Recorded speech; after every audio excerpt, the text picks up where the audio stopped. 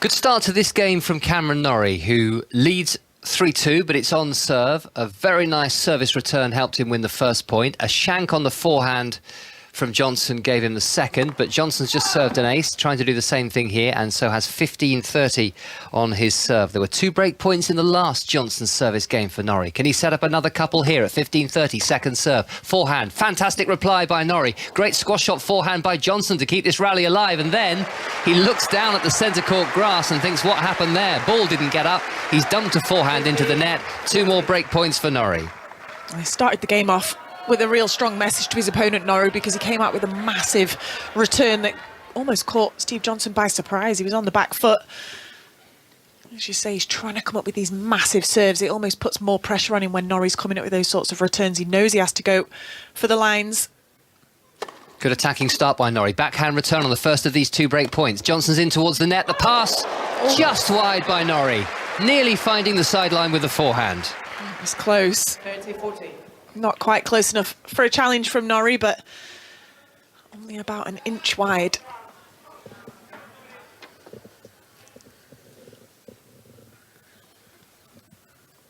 Fourth break point that Johnson has had to fend off in this set so far. Roof open, cloudy day, reasonably warm. Johnson underneath a baseball cap misses his first serve. White sweatband on his right wrist and his left wrist as well as he serves. Break point down for the second time. Off forehand from Johnson, well struck. The high scoopy forehand just too long from Norrie, and that was a nice change of direction by Johnson to save the second break point. You feel like if he keeps just giving himself these opportunities, these break points, Norrie's eventually going to take one. At the moment, Steve Johnson's still managing to step up and produce his best tennis when he's break point down. 22 minutes played here on 5 Live. Ace from Johnson. Advantage, Johnson. Down the tee he goes. 131 miles an hour. It's not slow, is it? And when you place it where he placed it, save your energy, Cam. Game point now for Johnson. Another good serve. An ace. 2 in a row.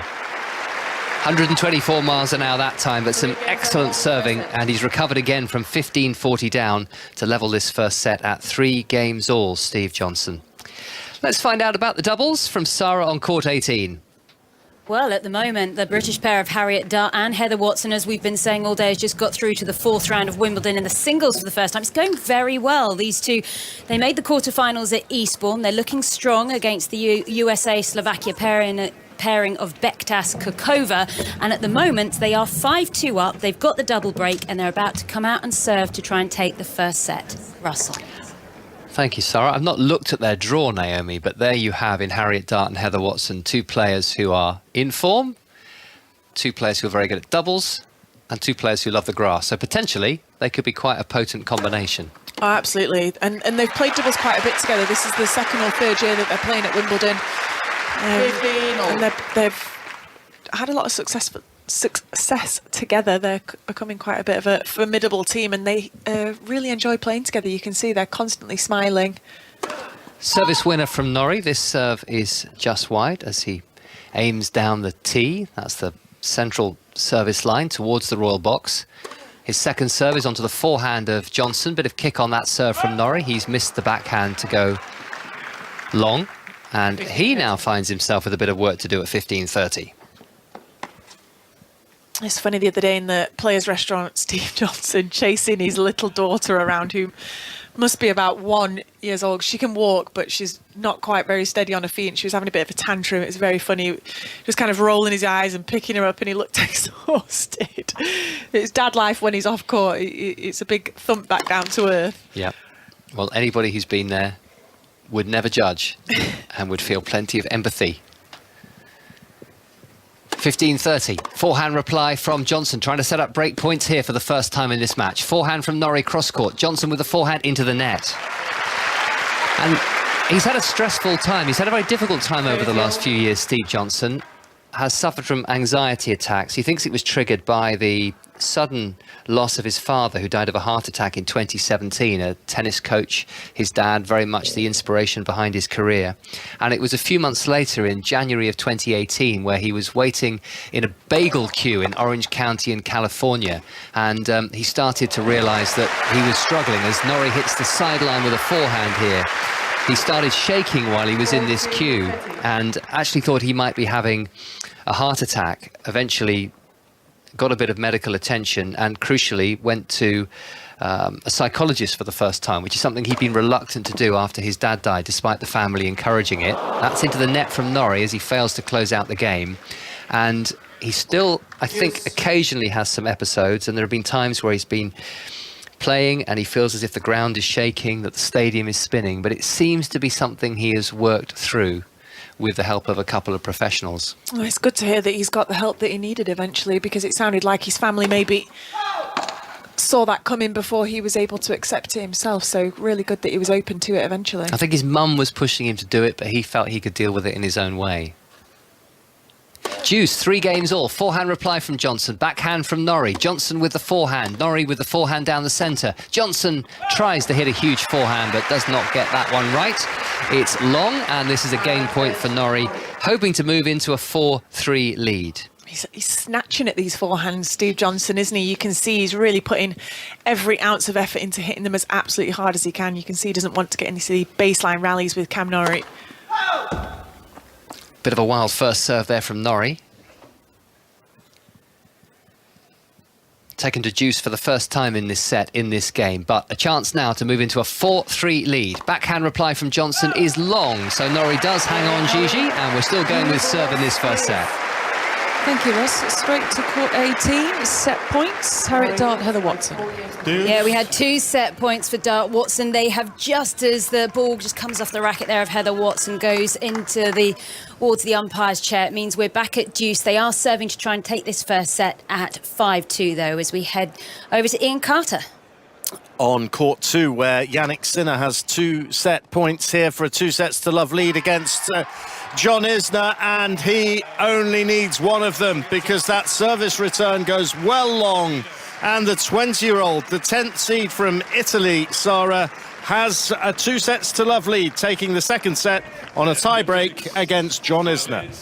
Yes, we have a 3rd set point here on court 18 for the ladies doubles pairing of Harriet Dart and Heather Watson. It's Dart that is serving. They're 5-2 up here. As Watson is at the net, she absolutely mistimes the hit on her racket. She's done that a couple of times now, and we have to keep saying, we must remember that Heather Watson, she's only a few hours off being on court number 1, where she went round to the 4th round of Wimbledon in the singles, but she's out here with Harriet Dart. They're back at deuce, and they're serving here in this first set to try and take this, as Dart just sends another one into the net. The ball rolls away, and a ball girl scurries across on court 18 and snuggles back down by the umpire's chair. So Dart, once again, we're on deuce. 5-2 then to Dart Watson, as the ball is sent long by their opponents in Bektas and Kokova. And we have a 4th set point now for this British doubles pairing. So they're just having a little bit of a conflab. And of course, Harriet Dart, she actually went out in the singles in the second round. She thought that maybe she could have gone a bit deeper, but here they come. Set point once again. Lovely serve there by Dart. The return goes wide of the court, and Dart and Watson have taken the first set 6-2. Gigi. Thank you very much to Sarah Orchard, keeping an eye on Heather Watson and Harriet Dart on court 18. For us, our focus returns to centre court and to Cameron Norrie. Russ. Gigi, you have my wife and my 16-year-old just in front of you watching on centre court. So can you make sure the 16-year-old doesn't drink too much of his mother's Pimm's? I'm trying to, where are they exactly? So I'm looking for Little Russell now. Where's Little Russell? What does Little Russell look like? Almost directly in front of you, a little bit to your left. He's probably looking at his phone. This fella here who's 6'2" with little glasses on? No. It's the fellow without glasses here. See, with the shorts on. Has he got shorts on? He's waving. Oh, he's he's waving. Yeah, we go. We've got Little Russell. He's got shorts on. He's not little, he's bigger than Russell. He quite fancies being bigger than me one day. He's got a few inches to grow still, though.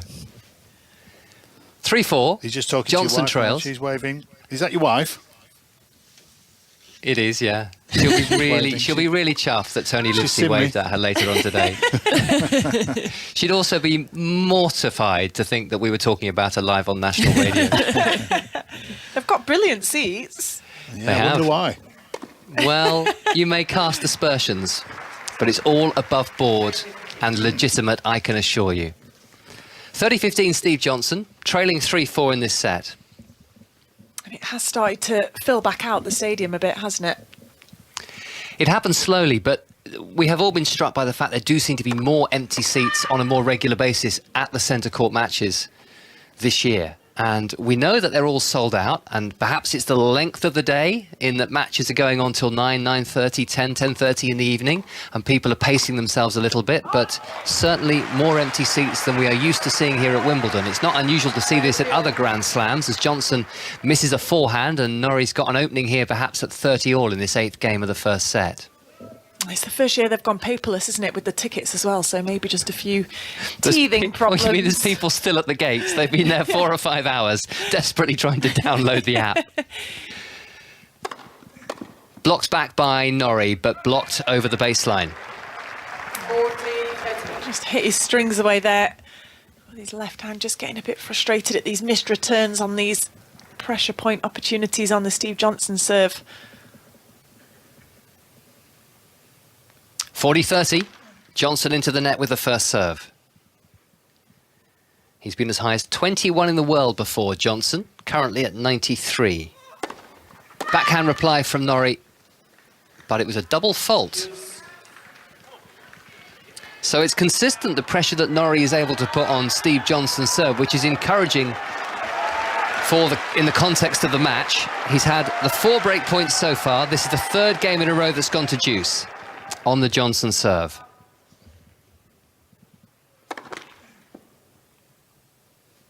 That first serve goes into the net. The sun is out again. Mostly cloudy skies, but the sun casting a few shadows now on centre court as Norrie completely misses that forehand return.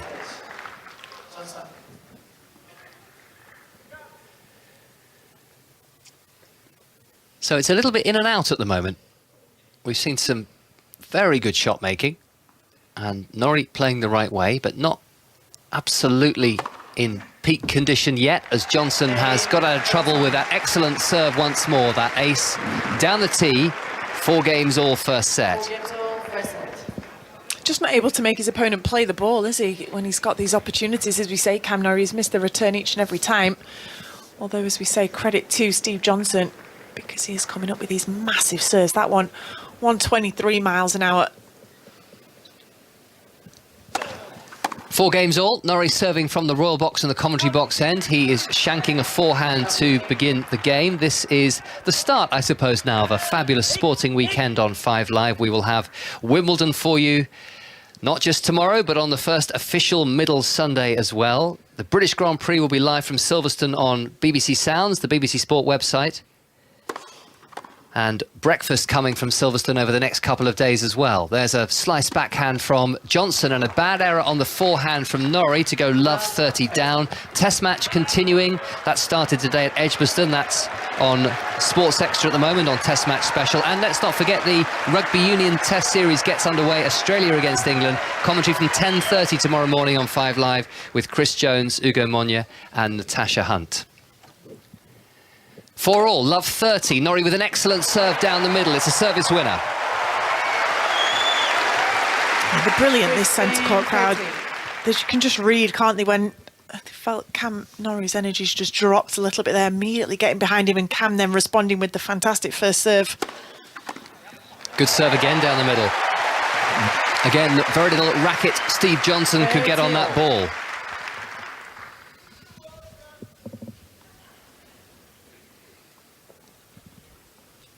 Norrie has been in awkward situations like this so many times over the last year on tour, and so many times he's come up with the answers. 4 ATP titles in the space of 12 calendar months. It's a phenomenal effort.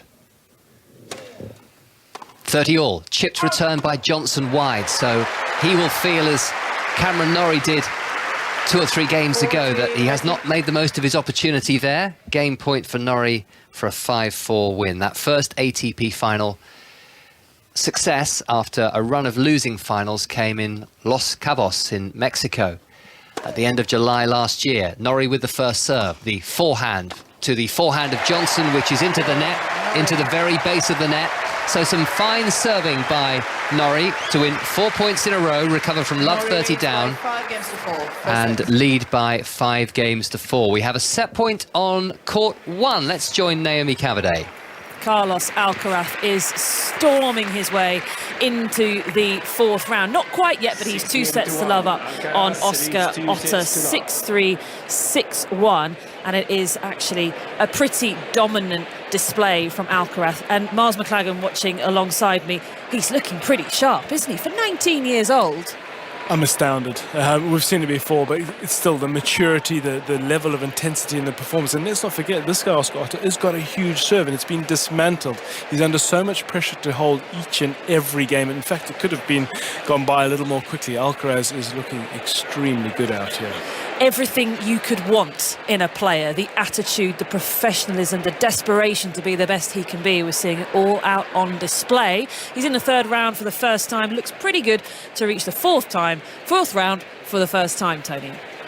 Cheers, Naomi. Thank you. Thanks to Miles as well. He's the one I'm looking forward to seeing. I hope he gets onto centre if he's still around next week. I'll get a look at him. Right, let's just quickly head off to the cricket. Eleanor Oldroyd is at Edgbaston for us. I tell you what, Rishabh Pant is just outrageous to watch. He's on 138 of 105 balls, and they've taken India, he and Ravindra Jadeja, out of a lot of trouble. They were 98 for 5. They're now 299 for 5. So the partnership is worth 201 runs.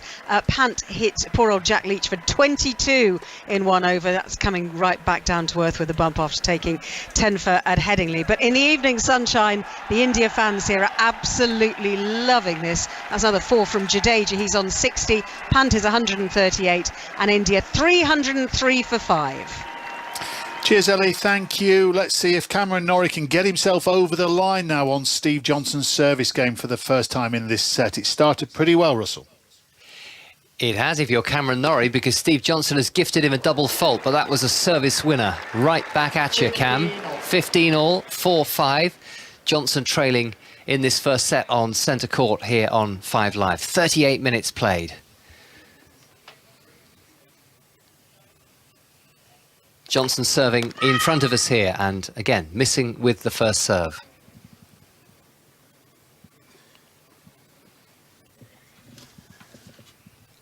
Second serve from Johnson. The forehand reply from Norrie. Forehand hit by Johnson. Slice backhand from the American. Norrie is coming forward. Hits the volley straight back at Johnson. The lob from the American, which is long. And again, there's constant pressure on this Johnson serve. Norrie's got another look here at 15:30.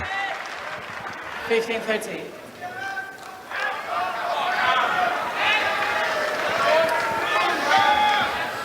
Naomi Brodie is here with us on 5 Live as we look around this centre court. Love watching and describing tennis in the early evening on a pretty reasonable summer's day here from centre court. Chipped back by Norrie, trying to set up set points. The forehand from Johnson. Norrie goes down the line. The volley from Johnson. Sitting up for Norrie. Johnson has given up the race. He just stands and has to watch that forehand flash past him down the line.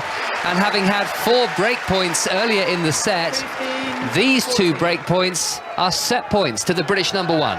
How quick was he up to that short ball there off the first volley of Steve Johnson? He'd done all the hard work on the first attempt at the passing shot, Cam Norrie. He knew that the next ball was going to be short. He was up to it in a flash. And as you say, Steve Johnson just standing still, watching it go past him. Set point number 1 for Norrie. Johnson into the net with his first serve.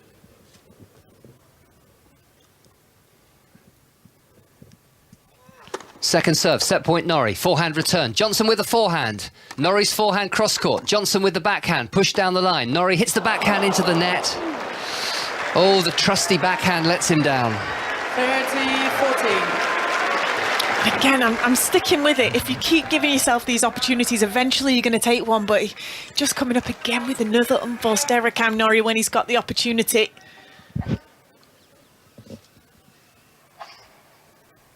Set point number 2. Very relieved to hear that one called wide by the line judge.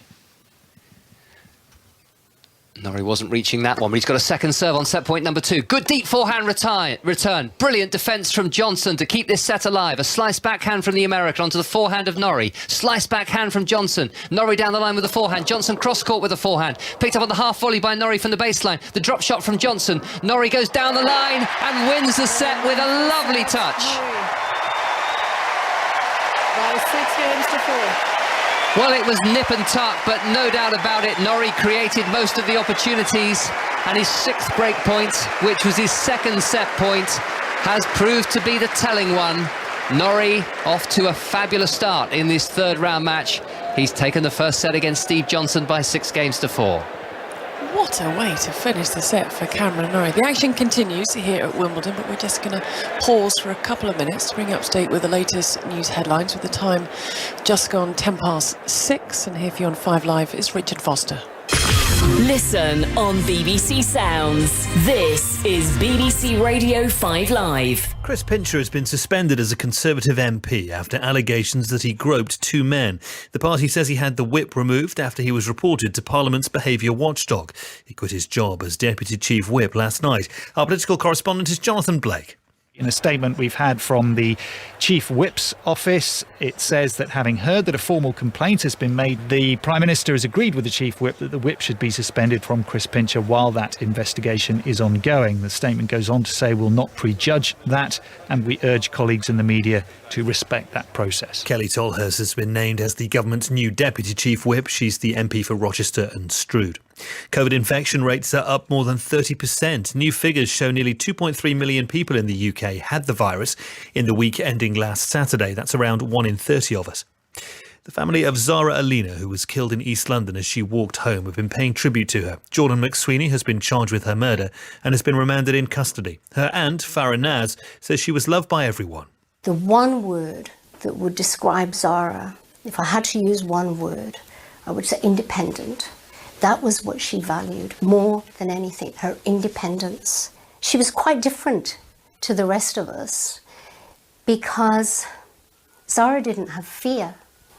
She really didn't have fear. Boris Johnson and New Zealand's Prime Minister Jacinda Ardern have signed a deal to give more opportunities for young people to live and work in the respective countries. The age limit for applicants is going to be raised from 30 to 35, and the maximum length of time people can stay in the host country will be 3 years. And Steve Wright in the Afternoon's coming to an end after more than 40 years. He'll leave the afternoon show in 3 months' time. Scott Mills will take over the slot on Radio 2 and leave his Saturday morning show on 5 Live. Steve Wright will continue to present Sunday Love Songs. This is BBC Radio 5 Live. Listen live on digital, online, smart speaker or the BBC Sounds app. In the latest travel, in the West Midlands on the M5 northbound, all traffic is being temporarily held because of an accident from Junction 2 for Dudley to Junction 1. As you can imagine, traffic is very quickly building up there, so do expect delays. In Kent, there's a lane closed on the M2 eastbound and there's queuing traffic for 5 miles because of an accident between a lorry and a fuel tanker. That happened between Junction 4 and 5 for Stockbury roundabout, and there's congestion to Westfield Seoul. The A249 is also looking pretty slow northbound and you're looking at delays of 35 minutes. And on the M3 southbound, there's long delays because of an accident at Junction 11 for Winchester South. It's now been moved to the hard shoulder, but there's congestion halfway past Junction 9 and delays of 45 minutes. Ellie Brennan, 5 Live Travel. One lap to go as they come across the line now. Verstappen leading. Second is Sainz. There's still only half a second between them as we start the final lap of the Grand Prix. Verstappen just needs to negotiate the next 5 corners and he will win the Canadian Grand Prix. Through the chicane, Max Verstappen wins again. Max Verstappen extends his championship lead, winning the Canadian Grand Prix. This time, it's personal. Live race commentary from the British Grand Prix. Sunday afternoon from 3. That is the checkered flag, Max. Oh, what an end. Well done, mate. Listen on BBC Sounds. Wimbledon 2022 with Gigi Salmon and Tony Livesey on BBC Radio 5 Live. After Cam Norrie took that first set 6-4, we're seeing some cracking shots in this opening game in set 2 here on centre court. Before we continue with commentary and David Law, let's snip out to Katie Smith on court number 3, watching the lady who knocked Emma Raducanu out of Wimbledon. Yes, Caroline Garcia of France, the world number 55, up against the 33rd seed Zhang Shuai of China. And it looks, Tony, like we are very close to a second set tiebreak. Garcia just serving out wide there. She thought that was good. She is going to challenge that call. If that is good, she will then be into that second set tiebreak. So she won the first, and she's a set away from equaling her best ever run here at Wimbledon. Oh, just in by a millimetre of grass. So Garcia holds serve there. We've not had a single break in the second, and we are now heading into a second set tiebreak. Cheers, Katie. Thank you. This game's at a pivotal moment. David Law's watching now for us. And watching Cameron Norrie on serve, having a few troubles with Steve Johnson in this opening service game. He's at juice at the moment. Johnson's hit a couple of blazing winners. One backhand slice passing shot, which is a very unusual shot to hit a passing shot with. Then a forehand winner. Now Norrie has just put a forehand into the net, and this is a breakpoint chance for the American right at the start of set 2.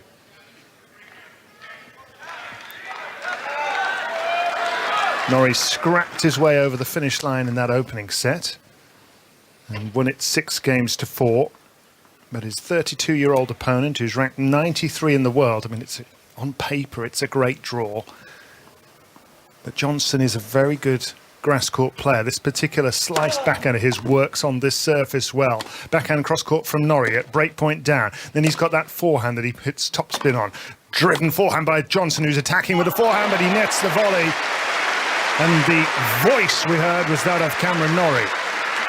He's hanging on in there, Norrie, isn't he? He knows he doesn't want to go a breakdown early on in this second set, especially having fought so hard to get the first set under his belt. But Steve Johnson, he's been coming up with some absolutely massive shots in this first game, especially off that forehand side that was actually breaking down a lot and missing a lot in the first set. Maybe just starting to find his range a little bit. Naomi Brodie here with us on 5 Live at Wimbledon. It's day 5. Cameron Norrie trying to go where he's never gone before. That's the second week of a Grand Slam tournament. Excellent player he is. Ranked 12 in the world. He's the 9th seed here in the absence of some of the other players like Andrei Rublev and Daniil Medvedev, who've been banned because of their Russian nationality. Here's the forehand down the line from Norrie. On the back foot he is at juice, trying to get to game point, but that's a huge forehand whipped away by Johnson, who's suddenly playing the best tennis of the match so far from his perspective. Absolutely, and it's the exact same shot that I was just talking about just the point before. That sort of forehand, we'd seen him miss one almost in the back fence in the first set. He'd missed several bottom of the net, and again he's just starting to find that range now, and it comes so quickly off the racket. Even someone with the speed of Cam Norrie just has to stand and watch it go past him. He's a battling player, is Norrie, and he's battled his way back to juice with that serve down the centre. He's not an enormously tall man. He's tall enough, but he's a scrapper, isn't he? He's sort of Britain's own version of a sort of Rafael Nadal light. He's a left-hander, and he whips through this ball with topspin as he comes in towards the net. The backhand is netted by Steve Johnson. And Norrie, a little bit like Nadal, you just get the feeling could run all day. If you said to him, right, I'll see you at 7 o'clock tomorrow morning, you just keep running back and forth up and down centre court until then, don't stop, and let me know how you get on. And he'd be still going. Advantage to Norrie. It's 6-4 first set. Now he's 1-love up in the second. Wrong footing backhand winner down the line. He saved himself a break point. First game, second set. And he's just going about his business pretty well. Slightly awkward conditions now at 6:20 in the evening, with the shadows starting to stretch across centre court when the sun occasionally does pop out from those grey clouds up above. But Cameron Norrie not having reached the second week of a Grand Slam, I think irks him, doesn't it, Naomi? Because he's done everything else. I mean, he's won Indian Wells, which is one of the biggest tournaments on the circuit. He's got himself in the world's top 10 later last year, but he hasn't done it at a Grand Slam yet. Have people asked him about it in press? Is it a big goal of his, and does it get under his skin? Because that was sort of my response to Russell earlier. Was, you know, I suppose it depends how much of a goal that is of an importance to him as to how much it's going to annoy him that he hasn't yet achieved it. Drop volley by Johnson is put away. He described it to me in Paris when he got to a third round. He said, it's a box I want to tick. And he had a real steely, determined look in his eyes as he said it. I don't think it's kind of keeping him up at night because he's having a fabulous career. Frankly, he's doing more with his career already than I think a lot of us thought he'd be able to, as he hits a lovely backhand cross-court passing shot that Johnson can't get back over the net. 15. Yeah, I don't think many people would have predicted Cam Norrie cracking top 10 2 or 3 years ago. He's just absolutely flown out of nowhere. And it's great to see because it's just sheer work ethic. Yeah. I think the reason I don't think he's panicking because he knows he's good enough to keep winning several rounds at every tournament he plays. I mean, that's what's been happening for the last 18 months. So I think his view is sooner or later, I'll get to the second week. I mean, some of it's to do with the draws he's been getting. He's been running into Rafael Nadal at the French Open and the Australian Open. He ran into Roger Federer here at Wimbledon last year. You know, those are tough third-round matches to be faced with. And he's going to go into those as the underdog, whereas, with all due respect to Steve Johnson, he's not of the same pedigree. And he's just double faulted. 30 all.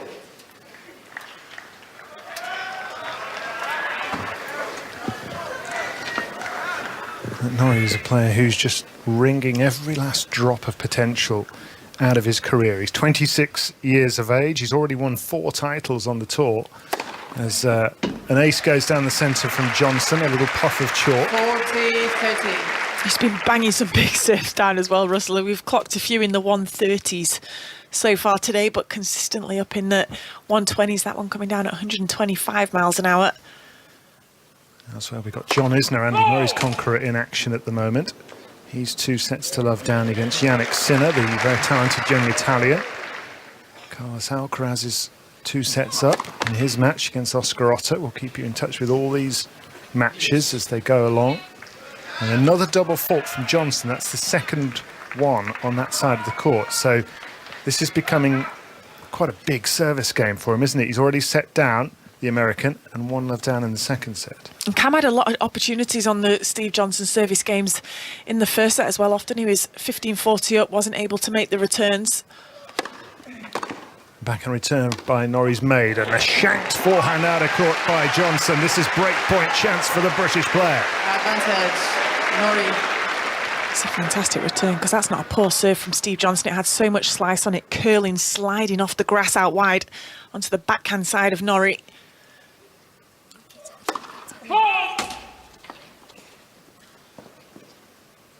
Break point to Cameron Norrie, and he's got a second serve to look at here, and that looked suspiciously like another double fault for a second. I think the puff of chalk tells us it was in from Johnson. Can he take advantage of it? Yes, he can. So he sees off that break point, and we have a wicket at the cricket, Ellie.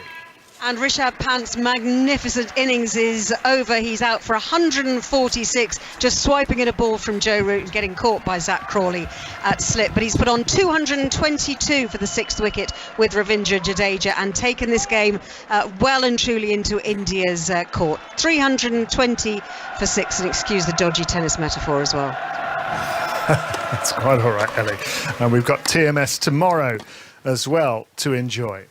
And a cracking day of sport, all in all, as a good serve goes down from Johnson.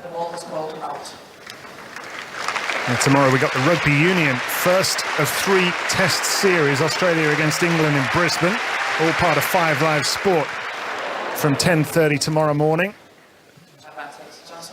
And we'll bring you updates, of course, from the cricket, day 2 of that England against India test, with live commentary on TMS on 5 Sports Extra. Here's a backhand return down the centre by Norrie. That's hit the baseline, I think. Crikey, it's Hawkeye challenges everywhere. It was called in, and it is in. He looked almost confused, Steve Johnson, up to the chair umpire. He was so convinced it was long. Johnson has 2 challenges. He, of course, lands inside the baseline from the serve, so the ball had bounced behind him, but it was just such fantastic depth from Cam, catching the back of the baseline. 1-love Norrie in the second set. He leads by a set to love. It's Deuce here. A backhand down the centre from him. An attacking forehand is missed by Johnson. Whacked into the tape of the net. It comes back his own side. Norrie. And a chance for Norrie here.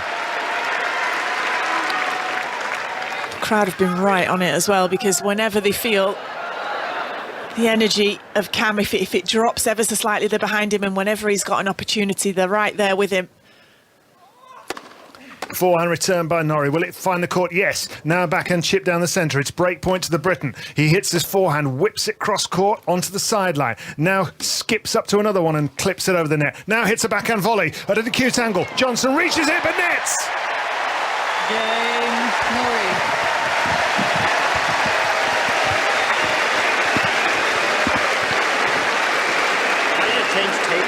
Cameron Norrie breaks. He leads by a set to love. He leads by 2 games to love. How does that work? Just asking. I mean, it'll be close to 60 by then. We have But I have it right here. Steve Johnson having a conversation with the umpire. No, if you have everything, then you can do it. Norrie leads by 2 games to love. Second set. Not exactly sure what that conversation was all about. Here's a forehand whip down the line by Norrie. Now he hits his backhand on the line. It's 6-4, 2-love to the British player, trying to reach the 4th round of a Grand Slam for the first time in his career. And he's made the perfect start here. Long goes the backhand of Steve Johnson, and we can say hello to Pat Cash. Good afternoon, folks. Yeah, I think Steve Johnson was looking for some tape or something. He said it's only going to take a few minutes. He might have to race off the court or do something for his fingers. Forehand whip by Norrie cross court, backhand netted by Johnson, and this is the moment, Naomi, to stamp on Johnson. I know that's a pretty mean thing to say, but it's kind of true, isn't it? Well, you don't mean physically run across the net and stamp on him, but absolutely in terms of tennis, definitely. And he's just doing a good job, Cam, of riding the wave with Steve Johnson when he's coming up with fantastic shots, because we know the unforced errors are going to come as well. Drop shot by Norrie on the forehand. Shake of the head from Steve Johnson. He knew he wasn't going to get there. Clever shot. He's not the best mover, is he, Johnson? He's got a big serve and a big forehand, but it's probably too much on that. Norrie really moving him all over the court. Yeah, great. He's starting to realise now, isn't he? I think how to beat this guy. He's throwing in a little bit more than just the up and down tennis that he maybe played in the first set. He hits his forehand down the centre, now a backhand down the middle. Forehand netted by Johnson, who's having a terrible few minutes. And in fact, Johnson's walking towards the net. He's definitely got some sort of an issue with the tape on those fingers. And the scoreline is a set and 3-love for Cameron Norrie, Gigi. Cameron Norrie's loving that. Yeah, he certainly is. Thank you very much, Seb. We're back with you very shortly. I'm hearing that if Alcaraz can win in straight sets, and he's 2 sets in a break-up, then Venus Williams and Jamie Murray's mixed doubles match will be on court 1. So matches to come, but we have a result on court 3, Katie Smith. Yes, Caroline Garcia, the woman who stripped Emma Raducanu of her chances here at Wimbledon in this second round, is now into the 4th round herself, beating Zheng Shuai in straight sets. We went to another nervy second set tie-break following a run of games where they just couldn't be separated. She came out on top, and she did her plain-like celebration, Gigi, much to the crowd's delight. So it's now 10 wins on grass for her. She plays Marie Bushkova next. She wins in straight sets, 7-6, 7-6. Thank you, Katie. So that's the woman who beat Emma Raducanu through. What about the bloke who beat Andy Murray, Ian Carter, on court number 2? Well, he's going to have to turn this match around, because the man he's up against, Yannick Sinner, is playing very, very well. And every time it gets a little bit competitive on the Sinner serve, he comes up with exactly what he needs to dig himself out of trouble. And he hasn't even faced a break point. Smash there from Isner gets him the first point of the 8th game, but he has to keep holding serve here, does the big American, because he's 3-4 down on serve in the 3rd set. The first 2 sets have gone the way of the Italian, the 20-year-old, 6-4 and 7-6. So he is firmly in control of this match, which, Tony, it struck me, is just one end short of being a match between 2 players who are an anagram of each other. Yes, it is. Thank you, Ian. I think Ian's had too much time on his hands while we've been commentating. It's very clever. No, he's very clever. You know, he's angling for they want a new countdown presenter, don't they? What's her name's leaving? So are you going for that, or you're putting Ian forward for that? No, I was once seriously put forward by an agent to be the host of Countdown. Were you? What happened? I got a letter back. Oh, yeah. It's never it had good, a 4-letter word and a 3-letter word. The first bit's true, the second bit isn't about the letter, but it was the equivalent. Where are we going now? Sorry, I've lost. Court 1, Naomi. Yes, just an update on Carlos Alcaraz, the one you're looking forward to seeing, and you should get an opportunity, Tony, because he's going pretty well here against Oscar Otte. He's up 2-0 and 3-2 with a break, and he has broken Otte 5 times in this match, and Otte's known for a big serve. And I have to say, there's so much hype about Alcaraz, and I've been lucky enough to watch him quite a lot over the past 12 months or so, and it's still just blowing my mind, the shots that he's coming up with here. He's twisting and turning, the power he can produce when he's moving backwards on the court, just firing off these winners. There are gasps from the crowd over and over again. It's just absolutely sensational. So I can't wait for you to get a look at him, Tony. But he's a break up in the third, and looks like he's on for victory here. Gigi told me off, Naomi, for saying that. She said I was a bit Nero-esque. Bring him to centre court, parade him before me. Naomi, I reminded Tony that he could actually walk to another court. No, he doesn't exist till he's on centre in front of me. Thank you, Naomi. There we go, right. Back to centre where Naomi Brody's watching this one. Pat Cash has joined us now alongside David Law. Yes, watching Cameron Norrie, who is going pretty well here. 6-4 first set. 3 games to love. Norrie leads in the second. The first set was pretty squeaky for a while, but he got himself over the line. The second set, Norrie's really started to hit his straps, and Johnson has struggled. And a little bit of a drop-off in his intensity and his confidence, perhaps. And here he is at 40-30, just trying to get his name on the board, re-establish himself in this match.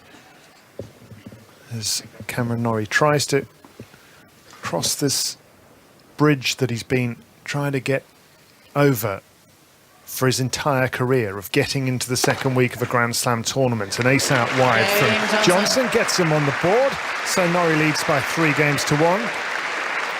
And he describes it as a box to tick, does Cameron Norrie, and he's getting closer to being able to cross that, to tick that box. So let's go to Ian Carter on court number 2. Yes, because John Isner in real bother here now. He's break point down, second serve, and Sinner with the forehand, serving and volleying right very deep is Isner, and he does brilliantly despite a diving attempt by Sinner to try and keep the point alive, and break point is saved. Back to deuce with Sinner leading 4-3 on serve in the third set, and by 2-0. Thank you very much, Ian. Here's a forehand down the line from Steve Johnson of the United States, who is trailing by a set and 3-1 against Britain's Cameron Norrie, who's trying to join Heather Watson in the second week of Wimbledon. 2 more British players to play tomorrow, with Katie Bolter in action, and also Liam Brody. First rally of this 5th game, but we've got a wicket at the cricket, Ellie. Yes, Shardul Thakur is out, so 2 wickets in quick succession, out for 1. Short ball by Stokes, caught behind, so Jadeja is still there on 68. England hoping to rattle through the tail. Now India 323 for 7. A little backhand flick passing shot from Steve Johnson just now. He favours a single-handed slice backhand the vast majority of the time. He hit a backhand slice pass earlier, which was quite impressive. Well, this one is more of an old-school flick. It was. Yeah, it was a Roger Federer type of stuff. He's certainly a talented player, and he knows the opponents will come into his backhand when approaching. And especially the left-handed Norrie, whose kind of natural shot tends to go that way. Forehand down the line from him this time, though. 15 all on his serve, now 15-30. Just getting a little bit nervy for Norrie now. 15-30. I mean, just to go back to that backhand flick, how good was that from Steve Johnson? He doesn't even have a single-handed backhand. He has a double-handed backhand. Cam Norrie's up at the net. That should be mountains of pressure. And he just takes the second hand off the racket and flicks it with his wrist, passes him on the top with a single hand across court. Norrie at 15-30 here. Forehand down the line from him. Forehand down the centre is long from Johnson on the stretch. Johnson, he's frustrated there, isn't he? Yeah. Norrie's pulling him. His bread and butter serve is to out to his backhand. Of course, left-hander serve. Pull him out wide on that ad side. Goes down the line. Got him on the run. It's the 30-all point here. Norrie attacking behind it, but he's netted. He's break point down. Yeah, just a block that landed right in the service box, and they stopped a lot on the grass. A lot of players are missing those this tournament. Surprising, because that's a sort of a bread and butter shot for the clay, which we've, of course, had the clay court season previously. Yeah, this is not Cameron Norrie's favourite surface. He prefers clay, he prefers hard courts, but he can play on this stuff as well. Reached the final Queens last year. He's got his backhand down the line, break point down, and he saved it. Halfway up the net goes the backhand from Johnson. It's a good point, that, from Cam, because Johnson put him in some pretty awkward positions around the court there, especially that running forehand from Johnson. He ended up kind of half hitting it off the frame, getting quite a big angle up high onto the Cam Norrie backhand, who's trying to then play it flat down the line. It's not an easy shot to play, especially under pressure when you're facing break point. Naomi Brodie here alongside Pat Cash on 5 Live as Cam Norrie smacks a forehand winner down the centre to move to game point. 6-4, 3-1, and he's seen off that little bit of danger, and Johnson's shaking his head in front of us. Just rehearsing that backhand slice on the break point. And it's a very, very, very good backhand slice that he's got. Should have gone for the single-hander again. Yeah, well, just wanted to get it back over the net and continue to rally, but at the halfway up the net. This for 4-1 for Norrie. He's hit the sideline. Now he hits his forehand down the centre. Johnson reorganises his feet to get the backhand back. Avoids being wrong-footed. Forehand cross-court by Norrie. In he comes, plays a low forehand volley. There's the flick again from Johnson. Oh dear, that one wasn't so good. Into the net it went down the line. 6-4, 4-1 to Cameron Norrie as he takes the seat. Everything going pretty well for the British man, Gigi. And two more games away from a 2-set lead. Well, 2 points away, from what I can see on my scoreboard, from the win is Yannick Sinner on court 2 with Ian Carter. Yes, he managed to convert a second break point to open a 5-3 lead, and now with a service winner. The return going deep into the net off the racket of the tall figure John Isner, who was so brilliant in beating Andy Murray, but it looks like this might be the end. 2 match points for Yannick Sinner, the 20-year-old who's really impressed in this match. Serves down the centre, backhand return into the net. 6-4, 7-6. 6-3. And that was some performance from this young Italian who has won his first matches at Wimbledon in his life in the course of these championships, and now looks someone who is going to be very, very tough to beat, because he's overcome the mighty John Isner in straight sets, and the way that he played the big points throughout this match, really very, very impressive. The 10th seed is through. He's won here 6-4, 7-6, 6-3 in 2 hours and 20 minutes. Thank you, Ian Sinner, just 20 years of age and just making his second main draw appearance at Wimbledon. Right to court number 1, to someone who's even younger, who looks like he's about to wrap things up, being watched by Naomi Cavaday. Yes, he is looking to become the youngest man in the last 16 here at Wimbledon for 11 years. And you can hear the noise in the background. It's because Carlos Alcaraz has a match point, although he'd rather be called Charlie. 40, and we'll go with Carlos. That is what is on the scoreboard. I've got Miles McLagan watching this one. He won the first 2 sets 6-3, 6-1. Comfortable. Doesn't quite cover it. Cruise control for Alcaraz.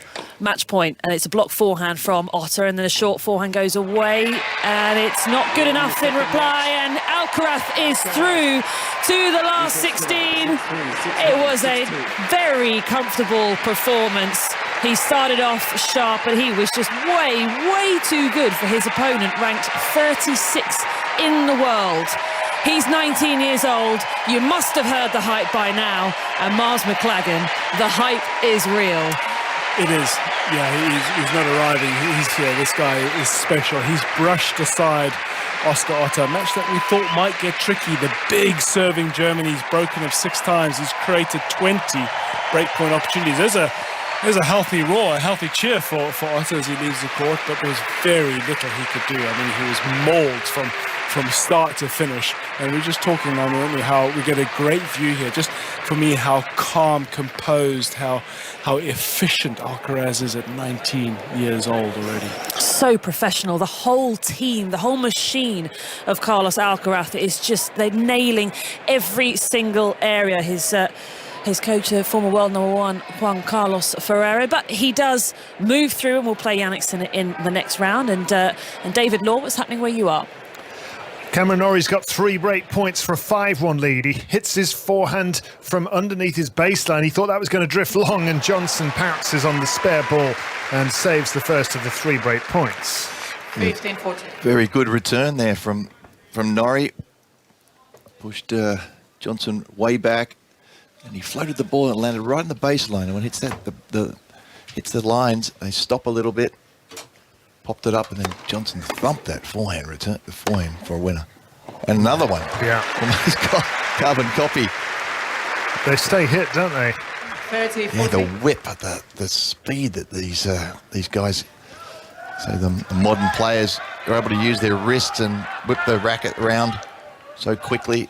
They need to with these strings as well, which gives them extra spin, extra power. Another break point for Norrie, but that's saved as well. 3 out of 3 gets him back to juice for Johnson. And if he could, frankly, hold her serve here, that would really frustrate Norrie, you would imagine. Although he's one of these players that is very good at the short-term memory thing. Plough on, play the next game.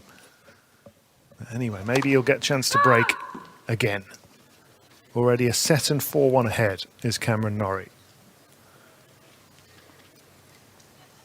In the 4th round, Tommy Paul of the United States awaits the winner of this one. Long goes the backhand of another American, Steve Johnson. Break point once more. Advantage, Norrie. It's a pretty good draw in the 4th round. Tommy Paul's playing some good tennis, but Norrie be chomping at the bit to get to that match. Tommy Paul, who studies Tim Henman videos to try to learn how to volley, and has done a pretty decent job of it of late. He's got himself through in straight sets today against Yuri Vesely of the Czech Republic, and will now face the winner of this match that Norrie's trying to win with a big forehand down the line to get a double break. He leads by a set. He leads by 5-1, and Cameron Norrie looks like a second-week Grand Slam player right now. Leads by 5-1. I mean, this is the guy who's beaten Ryan Peniston, who, okay, he's here as a wild card, but he's been beating some seriously good players. He's been on fine form. He took a set off Grigor Dimitrov, and I mean, Cam's just making such light work of it in the second set. Yeah, good depth, isn't it? Good returning. And what he's doing very cleverly, he's sneaking into the net whenever Johnson is stretching a little bit. Let's just pop over to court 18, Pat, because I think we have a result for Sarah Orchard. Yes, we do, because it was into the 4th round of Wimbledon for the first time this afternoon for Heather Watson, and in the early evening, she now, along with her British partner Harriet Dart, is through to the 2nd round of the ladies' doubles. They have managed to knock out Bektas and Kukova in straight sets, 6-2, 6-4. It's all coming up Brits at the moment. After that very disappointing day for Britain when Raducanu and Andy Murray both lost on this court. Some fabulous performances yesterday from Liam Brodie, Naomi's brother, as the forehand whips down the line from Norrie for a clean winner. Katie Bolter a winner yesterday over last year's runner-up Karolina Pliskova, and Bolter and Brodie will both be in action tomorrow. And then today, Heather Watson reaching the 4th round of a Grand Slam tournament for the first time in her life. Cameron Norrie trying to do the same.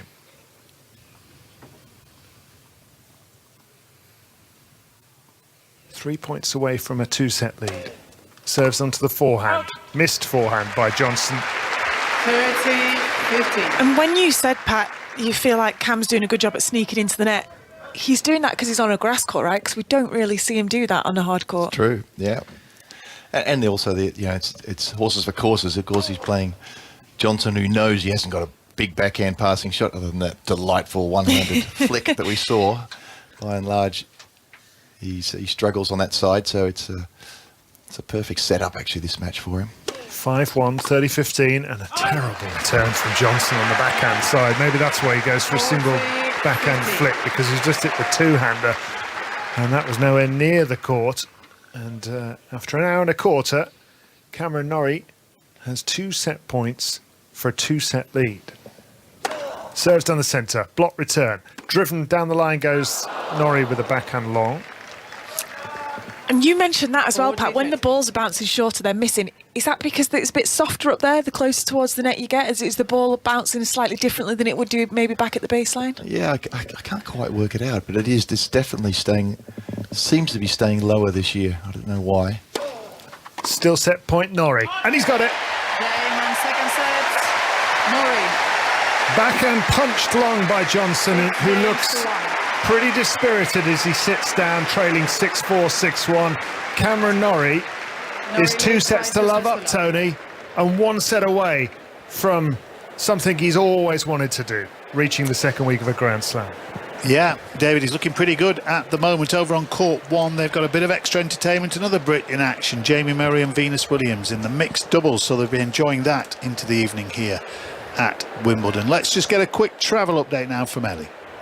This is BBC Radio 5 Live. Listen live on digital, online, smart speaker, or the BBC Sounds app. In the latest travel, in the West Midlands, there's queuing traffic because of an earlier accident. That's from Junction 2 for Dudley to Junction 1. All lanes are back open, but it's still moving slowly for now. In Kent, there's a lane closed on the M2 eastbound, and there's queuing traffic for 4 miles because of an accident between a lorry and a fuel tanker.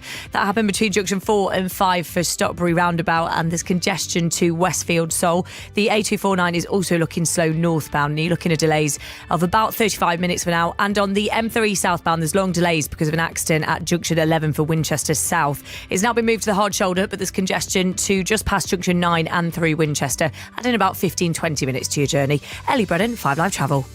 Tonight sorted. Feels good. How cool is that? How many times did you hit a wall? It's a few walls. Watch Top Gear. We're camping at a place full of alligators. Oh, no! Get it! Whoa! What an experience that was. All new on BBC iPlayer.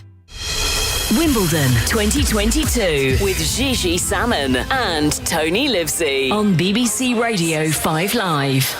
There's time before the third set gets underway to get a cricket update with Elliot Edgbaston. Beautiful evening here now, Tony, with bright sunshine and India 327 for 7. So they have really pulled themselves back into this thanks to that double century partnership between Jadeja and Rishabh Pant, who hit 146, and England now hoping that they can get into the tail. But Jadeja is still there on 72, and we will look to see whether, as in the last 10 minutes of play, England can take another couple of those remaining wickets. But 327 for 7, India having been put into bat this morning. Ali, thank you very much. And the cricket continues over on Sports Extra. Now, England are 1 win away from being crowned European champions at under-19 level. They take on Israel in Slovakia tonight. A match you can watch on the BBC Sport website or iPlayer from 7. And John Southall will be keeping us across it here on 5 Live. Good evening, John. I will be. Good evening, Gigi. How are you? It's a big night this for these young England players. They've been terrific so far in getting to the final. They've played 4-1-4, including a 1-0 victory over Israel, tonight's opponents in the group. And then they came from behind to beat Italy in the semi-final. Ian Foster, the manager's made 3 changes tonight. Jamie Bynum-Gittens, Daniel Ogoke and Alex Scott come in for Norton Cuffey, Arogue Bunham and Ramsey. And Gigi, England won this back in 2017. Mason Mount, Reece James, Aaron Ramsdale, Ryan Sessegnon were all in that squad for that tournament. Can this group emulate them tonight in Trnava? We shall see. Kick off in about 10 minutes. John, thank you very much. Elsewhere this evening, and Mo Salah has signed a new 3-year contract, which will keep him at Liverpool until 2025. The DP World Tour Chief Executive Keith Pelly says players who joined the Saudi-funded Live Invitational Series knew there would be consequences if they chose money over competition. Live players have threatened legal action after being fined and sanctioned for leaving the DP World Tour. And Ferrari's Carlos Sainz was fastest in second practice practice ahead of the British Grand Prix. Mercedes' Lewis Hamilton was second fastest, with fellow British driver Lando Norris of McLaren third quickest. Now, if you heard a little bit of noise and shuffling during the sport, it's because Tony's been given the green light to leave. Or the boot, whichever way you look at it. If you're positive, Well, the way you were packing up, I'd say that was the green light. It's the weekend. I'll be back on Monday. Oh, yeah, weekend off. Enjoy your, you haven't got that middle Sunday off now, have you? You've got Wimbledon All right, Saturday, anything Sunday. else? What time are you in on Saturday and Sunday? Look, if you want me to come on, mid-afternoon tomorrow from the beer garden. Not after a few beers, I don't. I don't know what we'd end up with. Some funny pronunciations of players. Well, you get those anyway. Yeah, that's true. I shall see you Monday. Thanks for your company. Have a lovely Lots weekend. Have a lovely weekend. Tony will be back with us on Monday. Right, the time is 10 to 7. We're underway with the third set, so let's return to Pat Cash, Naomi Brodie and Russell Fuller. That scoreboard.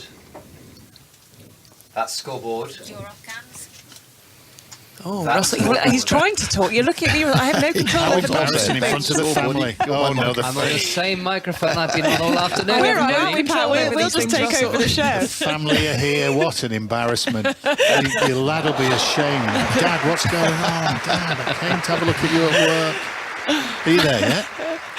I'm there. He's there. Oh, he's there. I've been there all along. I thought you'd gone. Pat and I just wanted free reign. We were going to take over.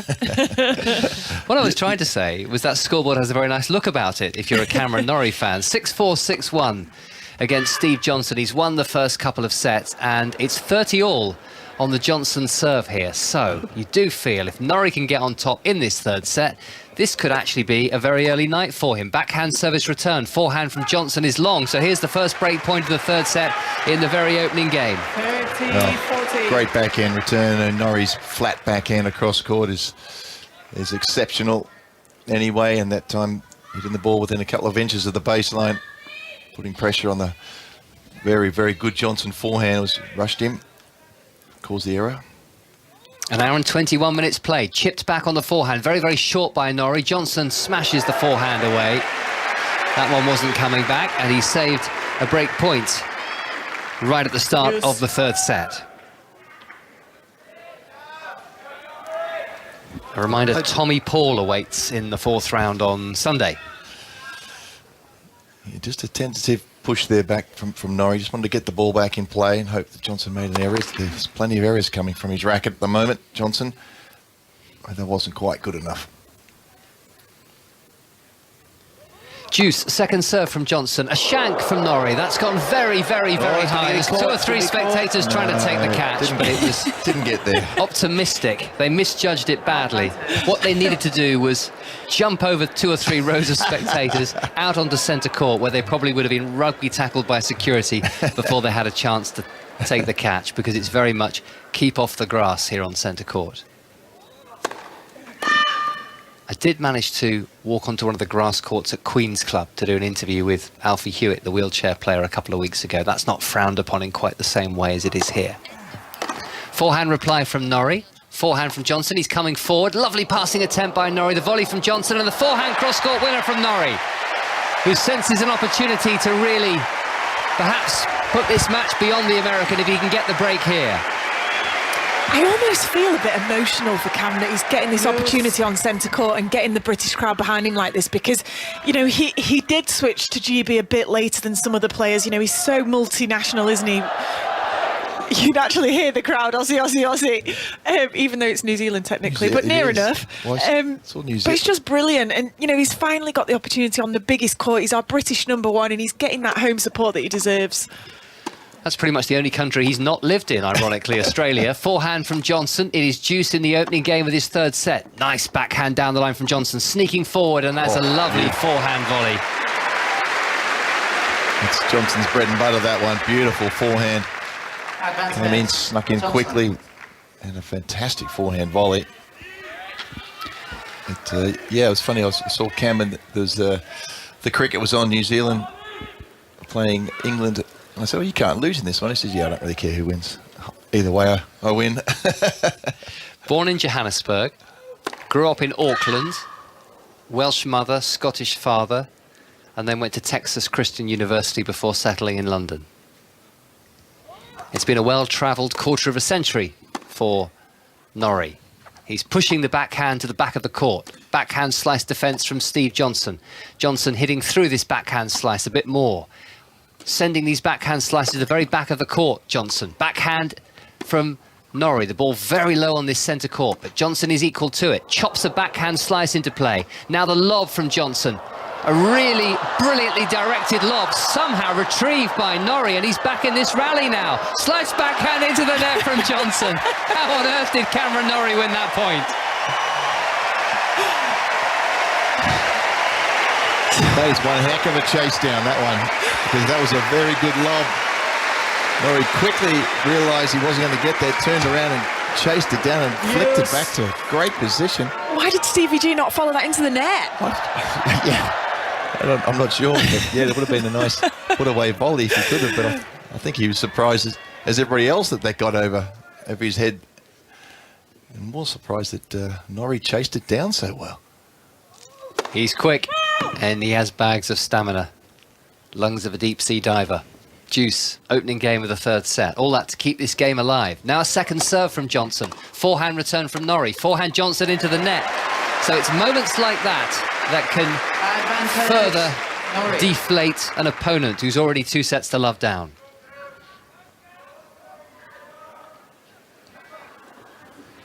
Second break point of the game. The crowd in good voice now, as you'd expect for nearly 7 o'clock on a Friday evening.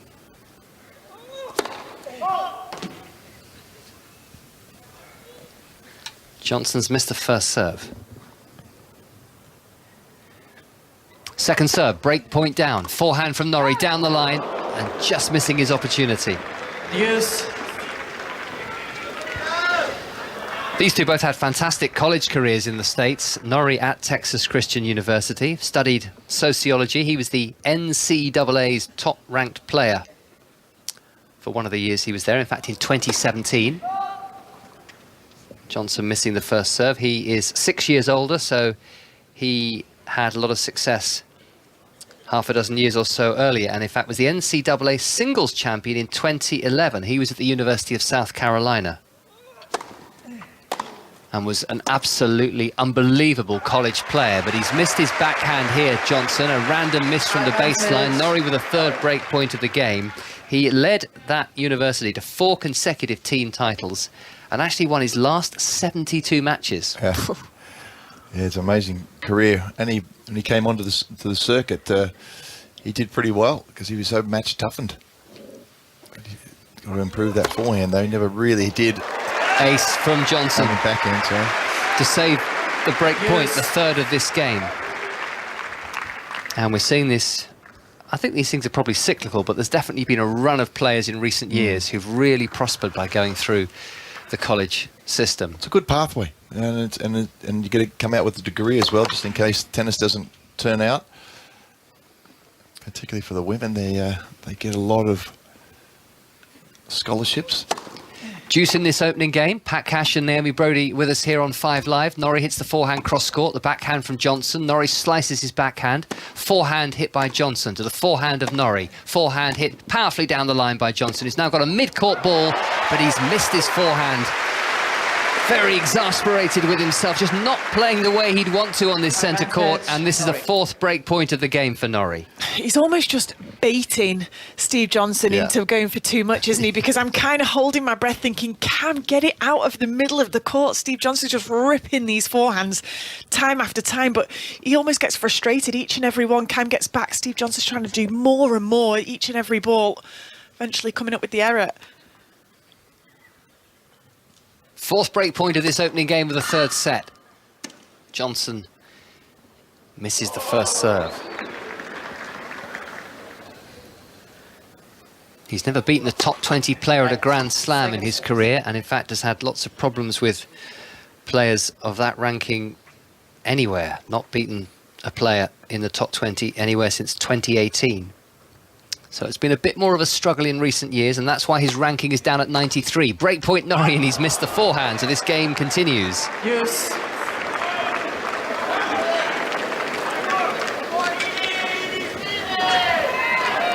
This was the pattern of the start of the first set. Cam had so many breakpoint opportunities and he just couldn't find the court on the return.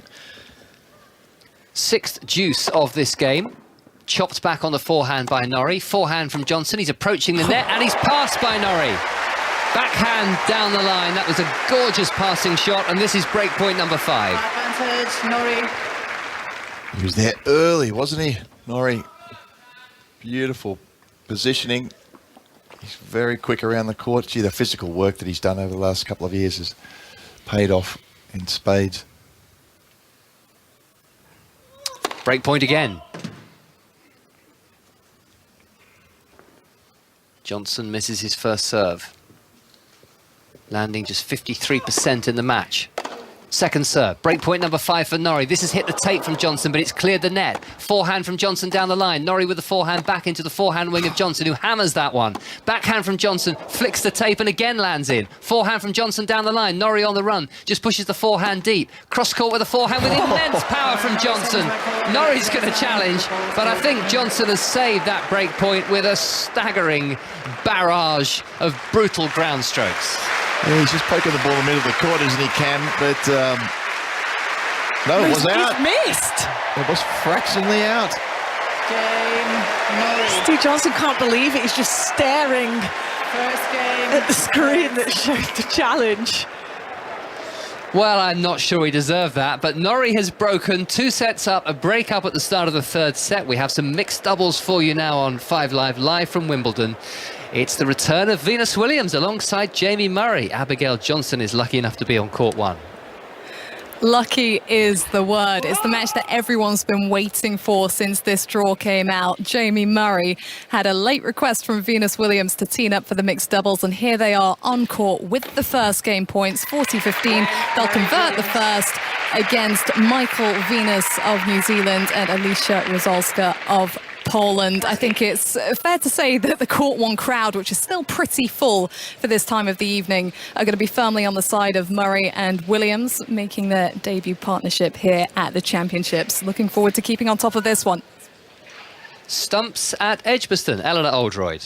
And India 338 for 7 having been put into bat this morning. Ravindra Jadeja finishing the day 83 not out. But what an innings we saw from Rishabh Pant. 146 of 111 deliveries, a record partnership for the 6th wicket for India against England. A 222 between himself and Jadeja. Ben Stokes congratulating his bowlers as they came off the field, because it was hard work out there at times, particularly for the spinners, when Pant is in the mood to deposit them into every stand available around the ground. But yeah, finally poised, I think you'd say, at the end of the day, and India will go into day 2 on 338 for 7. Thanks, Ellie. Have a good evening here on Wimbledon Centre Court. It's looking very good at the moment for Cameron Norrie, who's just a few games away from a first appearance in the 4th round of a Grand Slam. 5 to be precise. He leads Steve Johnson, the world number 93 from the United States, by 2 sets to love. He's broken in the opening game of the 3rd, and he now has 30 love as he serves in front of us, in front of the roll box. Good deep return, just inside the baseline by Johnson, who's now smashing a forehand down the line and on the run. Norrie can't control the flight of his forehand response. Other British doubles winners today. Not that Jamie Murray with Venus Williams are anywhere near winning yet, but we've had wins for Johnny O'Mara and Ken Skupski. We've had wins for Wesley Koolhof and Neil Skupski, who are having a brilliant season. They are the 3rd seeds here. Koolhof from the Netherlands in partnership with Skupski. Harriet Dart and Heather Watson winning just a few minutes ago as Norrie slides a backhand down the line, and that's forced the error on the backhand from Johnson. And just going through in the mixed doubles, Johnny O'Mara and Alicia Barnett. They just knocked out the 5th seeds. And earlier singles-wise, as well as Heather Watson's fabulous victory and appearance in the 4th round of Wimbledon. Ons Jabeur going through, Novak Djokovic, Carlos Alcaraz. A couple more top 16 seeds to fall in the women's draw. Maria Sakkari, the 5th seed, beaten by Tatiana Maria, who's outside the top 100 in the world and has returned to the tour after having her 2nd child. And Angelique Kerber beaten as well. Norrie makes sure of that service game and moves swiftly into a 2-love advantage. He picked up his sociology degree from Texas Christian University online last year, but I'm not sure whether he's finished it yet. I think quite a few of these players, they don't finish their final year, do they? Because they feel like they've played a lot of tennis, the clock is ticking and they want to get out there. And I think maybe Steve Johnson's in the same position. He majored in human performance, which is a new one on me, but I think it's probably a grown-up PE. A grown-up Yeah. PE. Sounds like it, doesn't it? Yes, yeah, something along those lines, yeah. To love. Norrie, not thinking sociology at the moment. Good serve from Johnson, wins him the first point. Grown-up PE. Yeah, I think a lot of the players tend to have at least 1 year left on their degree, don't they, when they leave, especially the players that are Playing well, killing the game yeah. in tennis, dominating the NCAAs as Cam did. McEnroe was one of them as well. Did a couple of years, or was 1 or 2 years, and then dominated and said, I'll have a go at this. And I think he came here and broke through. Didn't he? He's an 18-year-old McEnroe, got to the quarterfinals. Forehand return from Norrie, straight onto the Johnson forehand, but he's put that into the net. And I'm saying this just because I've caught the eye of my son who's out there, who's just finished his GCSEs, and he did PE, and it is not an easy subject at all. It's very time-consuming. It's a tough GCSE. Just thought I'd put that on the record. What's his plans? What's his plans? Good question. You want to get into the sport? He needs a bit of advice, I think, Pat. He hasn't decided on his A-levels yet. Forehand down the line from Johnson, just wide. 15-30. And Norrie's doing a good job here, getting the ball in as quickly as he can to the forehand and rushing Johnson. He's played a little bit tentatively, sort of just relying on his natural ability to chase balls down, which has got him the break, but he needs to put the pressure on a bit more now. Good serve from Johnson. 15-30 becomes 30 all. Yeah, what's your thoughts on that? Because I'd say Stevie G's backhand's weaker, but Cam seems to be going for the forehand. He's happy to just soak up the winners and just hang on in there and wait for the unforced errors. Yeah, I would have said it was a strange tactic. That you just pepper Johnson all day on that backhand and you get pretty good reward, but he's mixing it up nicely. Maybe he doesn't want to deal with that slice. It's a very good slice backhand, that's for sure. Good serve, but a fine return from Norrie, who's now got the passing chance, and he's missing very little now. Down the line he goes with the forehand. This is yet another break point on the Steve Johnson serve. 30-40. Covers so much ground so quick, Cam, doesn't he? There's just no adjustment steps there. It's just the biggest strides he can take from being pulled way out wide on the out wide serve from Johnson all the way up to the drop volley. And his timing, he's run very well. That's the thing about changing surfaces and on grass. You've got to get the balance to be able to hit that ball perfectly when you finally get there. Yeah, you can't finish off with a slide like you do on the clay. No, exactly. Yeah, it's very impressive. Another break point then for Norrie, and he's got a second serve to look at here. Forehand return from the British number one. Forehand cross-court from Johnson. Johnson with the forehand down the line. Another one that brushes the tape, but eventually works its way over. Forehand from Norrie. Backhand from Johnson. Backhand from Norrie. This one hits the tape and again lands over. Norrie getting a break. The volley into the net by Johnson. The ball was dipping on him. And Norrie enjoyed that little game of cat and mouse, and he'll love the outcome too, because what a position to be in when you've never been in the fourth round of a Grand Slam before. 2 sets and a double break up on centre court, Gigi. How good is this from the British number one, Cameron Norrie? What an 18 months that Cameron Norrie has had. Right, let's head back to court number one, where Abigail Johnson is watching 2 Venuses on court. Very good point, Gigi. Yeah, 2 Venuses, and one of them has deuce on her serve. That is, of course, 42-year-old Venus Williams. 1-1 in the opening set as herself and Jamie Murray take on Michael Venus of New Zealand and Alicia Rozalska of Poland. Oh, we've got a break point here, though, for the duo who the crowd, is fair to say, are not rooting for on this particular night, as the forehand from Venus goes long. Just trying to get her opening service game on the board here as herself and Jamie Murray contest the opening round of the mixed doubles.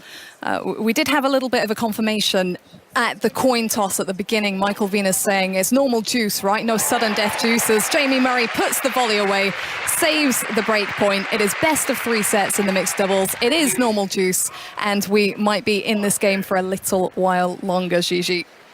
Abigail, what's the crowd like on court one? Who stayed? They are pretty much full, I'm going to say. There are patches of people that might have gone off for a drink or might just have headed home, but I think it was quite widespread knowledge by the time the Carlos Alcaraz match was done that this match was going to be next onto court. And I mean, Venus Williams, multiple-time Grand Slam champion here at Wimbledon, 5 singles titles to her name. Jamie Murray, home favourite. You want to stay around for that, right? I think there's a lot of bums in seats for this one. Absolutely, and will this be the last time we see Venus on a tennis court if they don't get the result they want? We'll be back with Abigail Johnson throughout the evening, but we return to centre court where Cameron Norrie is going great guns against Steve Johnson. What are people going to do without an evening packed full of Wimbledon coverage? Because this could be a quick night. Cameron Norrie is certainly hoping so. He's racing through this game, 2 sets up, 3 game points for a 4-love lead after just an hour and 40 minutes. And this is the last scheduled match on centre, and I'm pretty sure will be the last match on centre today. A service that is too good for Johnson's forehand. He's held to love. He leads by 4 games to love. Ons Jabeur in fine form earlier. That was a straight sets win over Dejan Parry, and Novak Djokovic too against Miomir Kecmanovic. So not so much in keeping with what we've seen so far this week. We look like we might be seeing 3 processions, 3 very fine performances indeed. And if so, Norrie will be back on the first middle Sunday with planned play, along with Heather Watson, where they'll both be playing for a place in the quarterfinals. Exciting times. Liam Brodie to play tomorrow against Alex de Minaur. And also we have Katie Boulter against Harmony Tan. I wonder who Jeff Tarango's upsettee of Saturday will be on the Wimbledon Daily podcast that you'll be able to download a little bit later today. Steve Johnson with a slice backhand, the forehand down the line from Norrie, who is just playing perfect tennis at the moment. Yeah, it's very much a clay court sort of forehand. That one was high, loopy, and right into the corner. Could have been Rafa Nadal hitting that shot. And just to clarify, the upsettee of the day is not actually the person who is upset, as English grammar suggests it should be, but the person who is doing the upsetting. Forehand winner from Johnson this time. So could it possibly be Liam Brodie against Alex de Minaur? Well, we hope so. It's going to be a tough one if de Minaur's allowed to play as well as he did last night against Jack Draper, because he was seriously impressive, wasn't it? Certainly good play. Could it be Elise Cornet against Iga Swiatek? That's another match on court 1. Would Nick Kyrgios beating Stefanos Tsitsipas be an upset? That's the one. That's the one we want to see. It would on rankings, but given Kyrgios' grass court pedigree as Johnson goes long, possibly not. Well, he loves the big stage, doesn't he, Nick? And there's no love lost between those players. I don't think there's any love lost between Nick and just about anybody on the tour, to be honest. I think he's had a taste for victory now with that Australian Open doubles, and I think he wants one in singles as well. Yeah. Well, don't know if he can last mentally and physically, but we will see. He certainly... That's I reckon the first real blockbuster of the tournament. Johnson's 15-30 down. He's putting a first serve into the net. In fact, that was a second serve, which means he's double faults. 2 break points down. Yeah, it's all falling to pieces. 7 double faults now. Yep, too many. It's just not happened for him. And Norrie has taken his opportunity wonderfully well, and he was very, very sharp from the word go. He's contributed to this disappointing performance by Johnson, who has at least saved the first of 2 break points here with an ace. 30-40.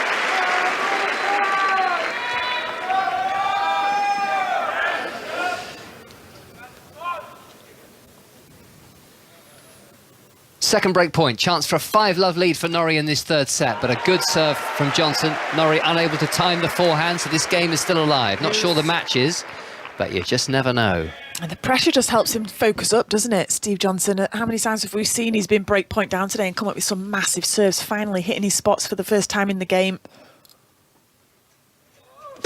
Johnson to the backhand of Norrie, slice backhand, cross-court drop shot winner from Steve Johnson. There's a moment of absolute genius. He'd measured the court there and just decided what was the absolute greatest distance he could make Cam Norrie run. He'd hit a fantastic out wide serve. Cam was so far pulled out wide. Then just the most amazing, delicate touch on the backhand cross court. 2 break points saved. He has the advantage. Another good serve, but the volleys into the net by Johnson, and he just can't string a sequence of points or good shots together at the moment. That was about the best opportunity possible. Slow return, floating, got in a good position, but just let it drop a little bit. It is still only the one break, isn't it, in this third set? So if he holds here, or is it two already? He's already got the cushion. Yeah. Good serve by Johnson, blocked back on the forehand by Norrie, who's chasing down another one. His backhand is fantastic, and now he's on the run, and he goes cross-court with a forehand and just misses. That was meant to be the coup de grace at the end of that rally, but not to be for Norrie. And Johnson is desperately trying to get on the board in this third set. He also doesn't know where Norrie is hitting the passing shots. I mean, he prefers the cross-court passing shots. I mean, when I first saw Norrie, watch this one.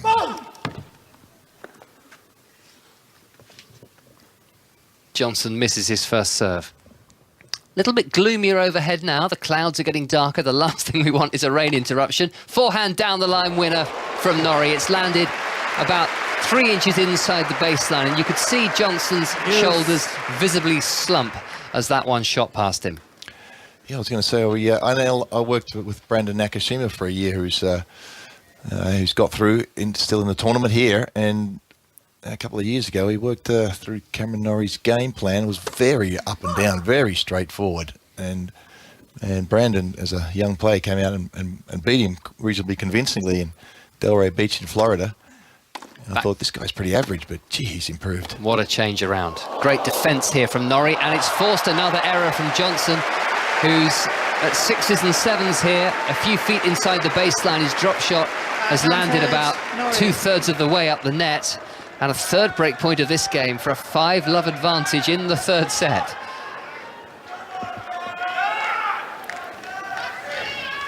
Think about the places he's won in the last year. First title in Los Cabos in Mexico, and then the big one in Indian Wells in October. Then champion in Delray Beach in the early spring, and then in Lyon on the clay just before the French Open. Double fault from poor old Steve Johnson, who thinks about smashing away the loose ball, and fortunately he did not. And there we go. 5-love in this third set, and you could not have asked for anything more from Cameron Norrie.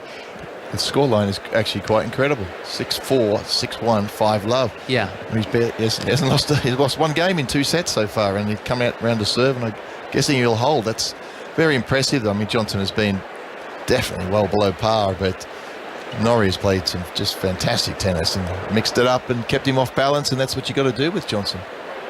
I think Cam's dragged his level down as the match has gone on as well, because watching in the first set, Cam was getting opportunities on Steve Johnson's serve, but as I say, he was serving it like in the 130s. It was massive first serves, and that forehand just wasn't missing. And as we say, it's almost a strange tactic to play against Steve Johnson and go onto the forehand side. You'd have thought you'd be going into the backhand that's the weaker side, but it's like now he's broken that forehand down. He's got absolutely nowhere to go, Steve Johnson. It's his best shot, and it's not even affecting Cam Norrie. So the rest of his game's just crumbled around it. Mum and Dad are over from New Zealand, and they'll be watching on. I can see them watching on with great pride, I'm sure. Helen and David in the front row of the players' box. Last year, Roger Federer was too good on centre court. This year, Cameron Norrie looks to be far too good for Steve Johnson on centre court in the third round of Wimbledon. Into the net with the return, Johnson, and Norrie is absolutely coasting. 6-4, 6-1, 5-love, 15-love after just an hour and 47 minutes. Norrie serves to the backhand of Johnson. It's long. I think Steve Johnson's done here, isn't he? He just wants to get off the court at this point. Great serving percentage though from Norrie, 82% in this set. 88% in the match. 80. That can't be right. Am I seeing something? No, 68. Sorry, I can put my glasses on. Thought that can't be right. No, he served well, but perhaps not quite that well.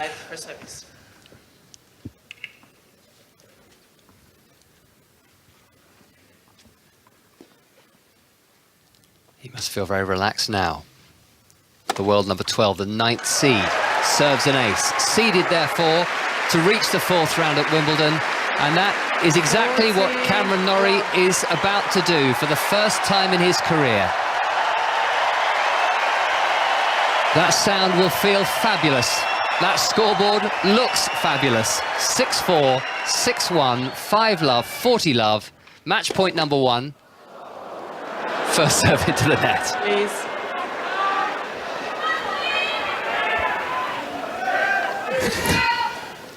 Second serve. Still 3 match points to Norrie.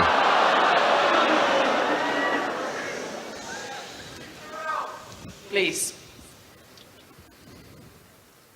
Match point. Second serve. Backhand return from Johnson. Forehand from Norrie down the line. Johnson is scrambling for it. Keeps the rally alive, but not the match. Because Norrie has the easy task of just hitting a gentle forehand cross-court over the net and into the open court for a winner. He turns round to his parents, to his coach Facu Lagones, and all those who've been supporting him. And enjoy this, Cameron Norrie. It's your 6th time in a Grand Slam third round, and for the first time you've come out on the winning side.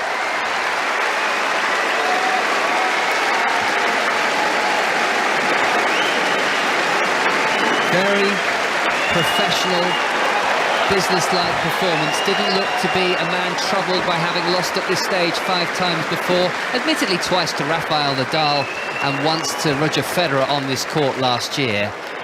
It's not that long he's been at the upper echelons of the sport, so it's not altogether surprising he hadn't managed to get over the line before. But he has done emphatically today as Steve Johnson takes off his baseball cap and he waves. A fairly chastising centre court appearance for him. He may not get another chance at the age of 32. It'll depend on how the draw walks out or how he plays in years to come. But it's Cameron Norrie's day, and he has just joined Heather Watson in the last 16 of the singles. Liam Brodie and Katie Boulter have a shot at joining them tomorrow.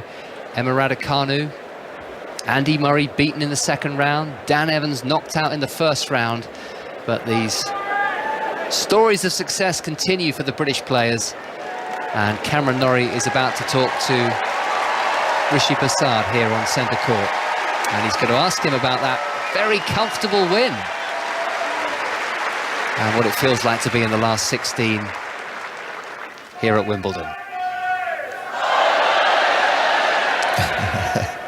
Well, the crowd are loving you, making it through to the next round, Cam. But how does it sound? 4th round of a Grand Slam, 4th round of Wimbledon to look forward to.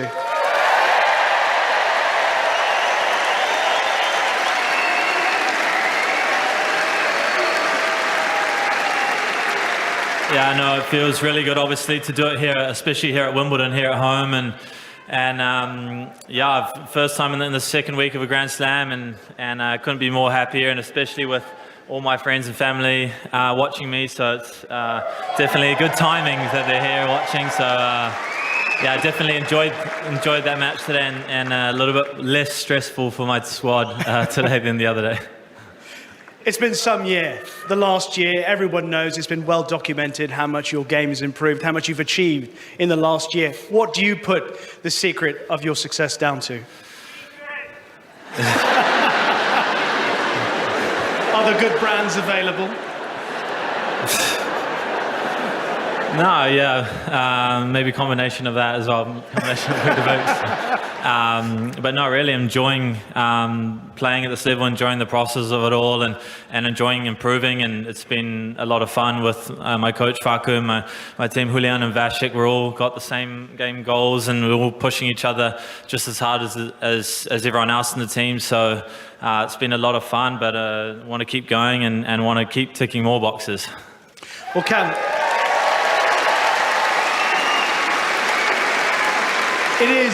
It is the first time in 5 years that a British male player has made it through to the 4th round at Wimbledon. Are you ready? Are you ready for all that comes with that?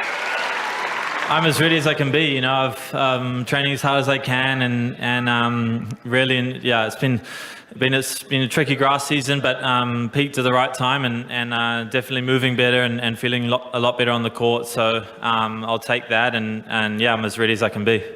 And so are we. Congratulations, Cam Norrie. Thank you, guys. Cheers.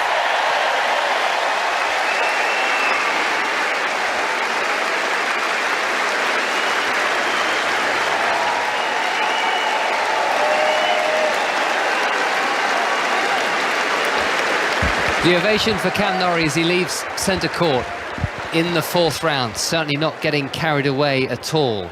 Tommy Paul, Pat. They played 3 times before. Norrie's won twice, including in the Delray Beach semi-final this year, and Indian Wells en route to the title last year. He's going to be a very tough competitor, the 30th seed, but given what we've seen today, there's absolutely no reason why Norrie can't feel comfortable. Confident. Absolutely, yeah. Tommy's an explosive player. He's not dissimilar in many ways physically to Cam. He's explosive. He's got a lot of energy. His forehand can go off and on a little bit, but once it's on, he's a very dangerous player. He's quick around the court, thumps a lot of winners. It'll be another challenge for Cam. And he's obviously in good form, Paul, to get through to where he's got to. There is some interesting draws out there, and we know there's players pulling out and there's players who haven't been invited, and et cetera, et cetera. So there's some great opportunities for players out there to break through into obviously the biggest Grand Slam there is Wimbledon. And I think Norrie's ready. He's because he's had so many tough matches, over the last year, 18 months, and he's played the big players, and he's beating them. Maybe not all of them, but you've got to get a lot of matches, and you've got to play under the pressure circumstances, and time and time again. And as he said, I'm as ready as I can be, and he's absolutely as ready as he could possibly be. And Naomi, he's doing things in the right order, isn't he? He reached a number of ATP finals, didn't win them to start with, and then he started winning titles, and they've come with a flood over the last 12 months. And it just felt inevitable that if you keep putting yourself in that position in Grand Slams, he's too talented, he's too good, he's too professional, he's too hard a worker not to make the most of it one time. Absolutely, and I think it's kind of why he has quite a relaxed attitude towards it. We say he's desperate to get into the second week, but he never really appears it. It's obviously a big goal of his, but as you say, I think he just knew if you keep putting yourself in the position, eventually you're going to take one of your opportunities, and today he's managed to do just that, and in a seriously convincing fashion as well. He just got better and better as the match went on today. There was no getting tight, choking, having a bit of a wobble towards the end of the match, trying to close it out. It was just easy days today. So Gigi, that was nice and routine, wasn't it? I think we were concerned because of Steve Johnson's previous pedigree and the fact that Norrie had not managed to get past this stage before, but actually he played just like a 9th seed should. No mercy, routine, comprehensive, quick victory, and he can rest up now for Sunday.